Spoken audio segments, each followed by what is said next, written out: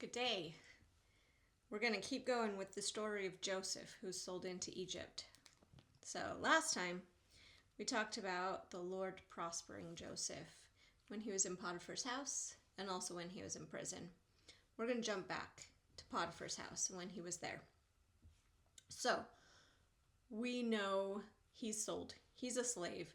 He doesn't have much control over his life at this point, and he's not in what many would consider to be a great situation. But the Lord has prospered him, and Potiphar has put him over his whole house. But then, of course, Potiphar's wife comes in, and most of us are pretty familiar with the story of how Potiphar's wife comes and tempts him, grabs onto his coat, he runs and just leaves his coat behind.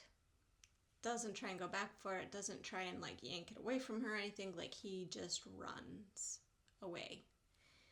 And the part that stood out to me when I was reading it this time is in verse 10. So Genesis 39:10, it says, "And it came to pass, as she," Potiphar's wife, "spake to Joseph day by day, that he hearkened not unto her. And it came to pass about this time that Joseph went into the house to do his business, and there were none of the men of the house there within." I had never realized before. It had just skipped past me somehow. This was not a one-off thing. Joseph had been hounded by her day after day after day while he was just trying to do his work, just trying to do what was right, trying to be a good person. And his situation just kept getting worse. How often do we feel that way? How often do we feel like we are trying to do what's right and we are trying to just do our business? We are just trying to get stuff done.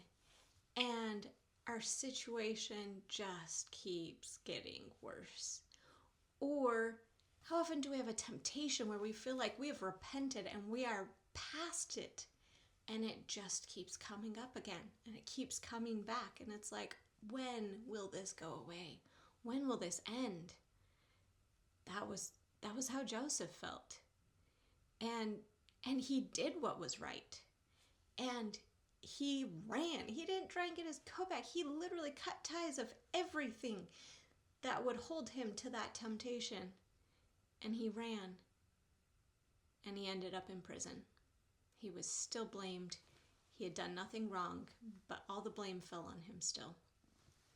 But as unfair as that is in the moment, we know the end of the story. And we know that the Lord was actually taking Joseph and bringing him to where he needed to be to save his family, to save all of Egypt and many other people.